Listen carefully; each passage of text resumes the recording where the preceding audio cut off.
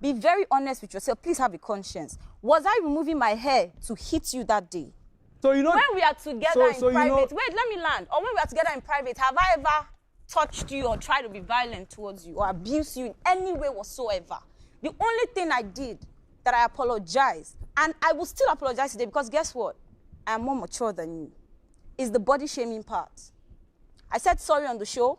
In fact, I didn't even know that I body shamed you. Is that crazy? It was the next day that Saif called me aside in the garden and said there was something you said. I said, what did I talk? He now told me, he said it, I was like, Jesus Christ. Then I was gauging him. When he went upstairs, I ran after him. Then I told him, please, let's talk. Because at that point, too, I was also hurt, you know, but I knew that I still had to say sorry for that. And I apologized to him on the show. I came out of the show. I still apologized. My first and only interview, I have never spoken about this. And if you want to say sorry to you now, I'll still say sorry. I'm sorry that I said that about you, Groovy. I'm mature. I can do that. But can you sit there and tell me that I was violent and abusive towards you? Yes, you were. Okay. I'll leave it to your conscience. The events that led to your disqualification says it all. That is it. It's okay. The events that led to your disqualification I will leave you with there is no need. Conscience. And also, welcome back to Reality Tving channel, and this is the day 9 review of the BBNaija Reunion show. Last night was fire. It was all about triangles. Now we're going to divide it into two. First was the Giddyfia, Rachel, Diana, with a bit of Amaka, but Amaka did not speak last night. And the second part was Groovy, Beauty, Phyna issue. And then with Brian, Kes, and Saif giving us their 2 cents. So starting off, if video clip was first played about Giddyfia, you know, hooking 3 girls, which was shocking for some people on the timeline, like how Giddyfia managed to get 3 beautiful girls all killing and fighting themselves over him was something. And it was basically about us hearing from Rachel now, because we've not heard her speak on what happened, what she felt about everything, being in the square and all. And from what Rachel was saying, she was like, it first started off with Giddyfia telling her about Diana and Amaka, how he likes Diana, Amaka wants to pull him for a chat and all that. And then Ebuka then wanted to know that from that it's moved to kissing and let us kiss or something really along those lines. So how did it get there? And Rachel was like, the last week of the before Giddyfia left, that they got pretty close, and that was just it, that she was having fun. You know, Ebuka didn't want to press forward. On the timeline, most people did not agree with her, but people let it slide. Okay, they were having fun. So he then wanted to understand where she had a back and forth with Diana, and that brought in Diana. And Diana was explaining why she had that fight, not necessarily fight, the disagreement she had with Rachel on one Saturday night. And she was like, she was going to she was watching Giddyfia throughout the whole night, how he was going with Amaka and all that. And then she now decided she later on did not find Rachel in the club. She didn't find Giddyfia in the club. So she now told Doyin to follow her to the toilet. And by the time she got to the door of the toilet, between the toilet and the fridge and the freezer or the fridge, she saw Rachel in a compromising position. Her legs were up and Giddyfia was around her, and it was just a tight corner, and she didn't like what she saw. She entered the toilet, she tried to calm her nerves down, but she was definitely boiling, and by the time she came out, she just went off. And that's how the insults came, and that she has apologized to Rachel for the insults that she poured out on her on that day, and that even when she came out, she also apologized to Rachel. Now, we remember that scenario very well. I personally remember it. I can't find the clip now. If I ever find the clip, which should be around, I will post it. They were all in the party room. Giddyfia was already going from Amaka to Diana and all. And then Rachel had pulled him out and she wanted to speak to him about the whole Diana and Amaka situation. He wasn't sitting well with Rachel, how he was moving with Amaka while Diana was watching. So she had pulled him to that corner that was between the toilet and then the fridge, just a small corner. And that, but as at that time, she tried to adjust her shoelace. So that's why she raised up her legs to adjust her shoe. And then Giddyfia too was very, very close to her. And it was at that time Diana passed. And she was actually talking about, stick with Diana, stop doing this thing you're doing with Amaka. Diana passed, saw them in that position, and then that's how she flared up. That was basically what happened in that whole situation. They ended up having, during this reunion, they ended up having a back and forth, and then Rachel was just not happy with Diana, and Diana was giving it back to her. It was just, I wish the whole thing was just taken down a little bit notch, you know.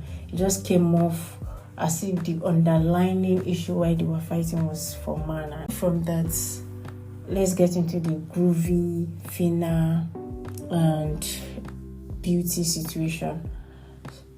The clips of Groovy and Beauty in the house was played. They all were there. Beauty had a smile on her face. Groovy was putting her inside. Phyna was smiling. And then everybody was like, wow, beautiful. Yeah, they gave us a show in the house. And then Ebuka asked Kes what he felt. And Kes was clear and plain. Oh yeah, he felt the thing moved too fast. I did not like how Groovy moved afterwards, after Beauty left.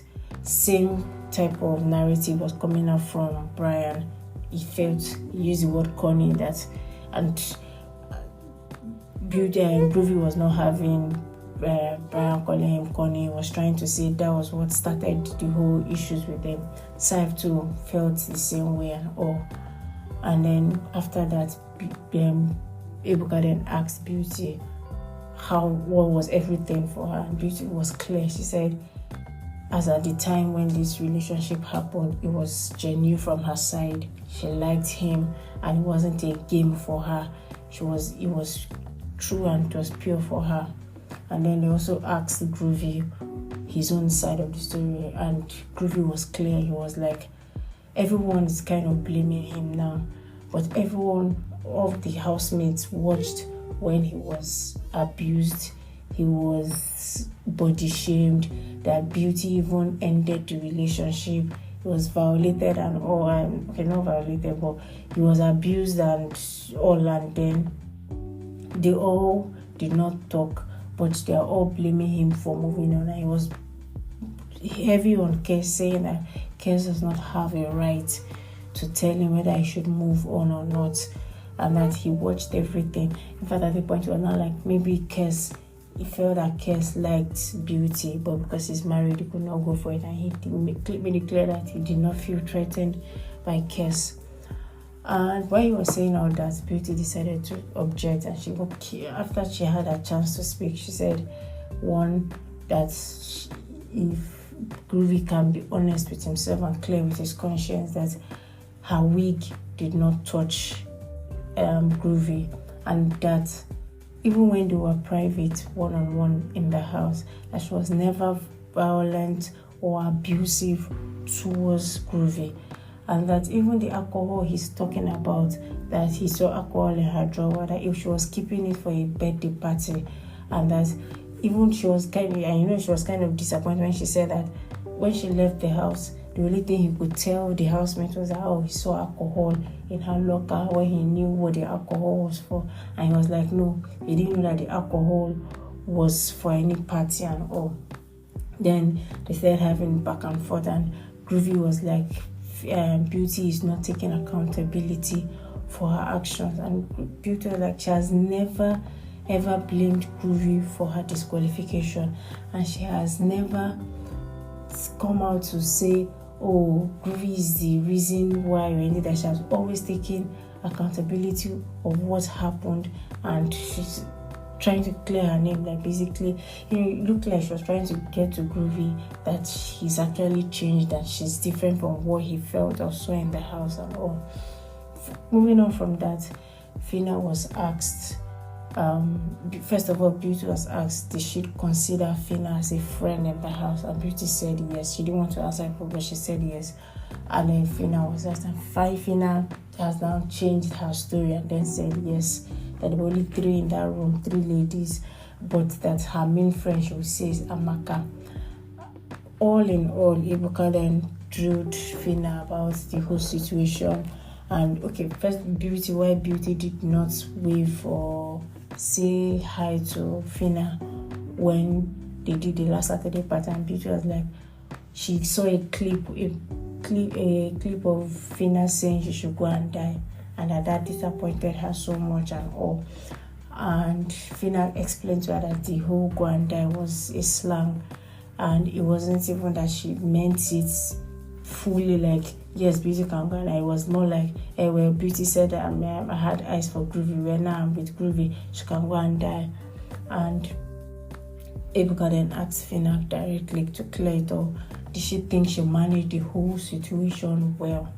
And Phyna was like, no, looking back now, retrospect, he said, they say hindsight is 20/20. Said in retrospect, she did not handle things well. What do we think? We think, first of all, with this Phyna and Beauty situation, in retrospect, now that she's looking, there was a lot of calm coming from Phyna's side, and we feel it's because her and Groovy are no longer together. She would have been on the defensive side had that relationship still, if her and Groovy were still in a relationship, entering into their reunion. But now that the relationship didn't work out, there's no need to be defensive. So she just much more calmer now. Basically, like, well, it didn't even, the whole thing didn't work out, because that was part of why she was very defensive in the house, when she thought her and Groovy would be a thing, and she thought she would be dragging things with Beauty outside the house. So she was very, very defensive in the house, and coming out, she came out with that energy. But now that the thing is not there, we are seeing a much calmer Phyna. On Beauty's side, I would like to applaud Beauty for how she handled today. From what we saw that Beauty was she was focusing more on Groovy. I appreciate the fact that she didn't come with the energy of husband snatcher, boyfriend snatcher. Hey, you wanted to snatch my man, and then start exchanging words with Phyna, oh well, you wanted to take my man, and all those type of things. I appreciate her that we did not see that. She focused on Groovy, and it was mainly because she understood who she was in a relationship with, who everything. So it was basically her and Groovy. When she wanted to address anything, she didn't just focus on, it wasn't even about the other housemates. She was more focused on Groovy, and I appreciate her for that. And even when she was in the house too, even with the fact that she was threatened then by Chomsy and the rest, but she would not go directly to Chomsy and start insulting Chomsy or anything. When she had the issue and she felt something had happened between Groovy and Chomsy in the dance floor that they danced, it was Groovy she faced, and that's what she did today, and I applaud her, because it would have just been so messy if her and Phyna had a serious back and forth over Groovy and who stole who and all. So that, I would appreciate her for that. As for the whole disqualification, is she taking accountability now? We've spoken on Beauty's disqualification before. If you've not heard the podcast, if you check our podcast, you will see Beauty's disqualification when we talked at length about it. Groovy has a point what he's saying. Yes, a lot happened. She ended the relationship and all, and so if he moved on, nobody can blame him. But what people mainly say is the fact that Groovy moved on too fast, and that's one.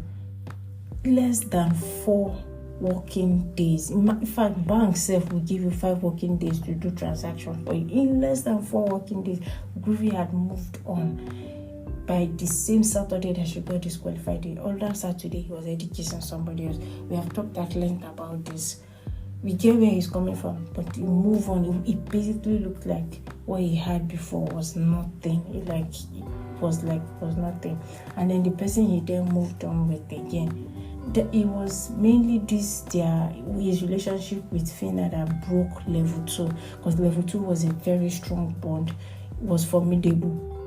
Level 1 could not penetrate, and they were very strong. But by the time him and Phyna got together after Beauty, people took sides. People were just thrown aback in their level, and that was what broke their level. Please listen to the full podcast on Beauty's disqualification and what we feel about Beauty and Groovy and Phyna and all that, so we don't take time on this. Thank you very much for sticking with us. It's remaining one more day. Please check back on us, follow us, subscribe, give us a 5-star. Thank you.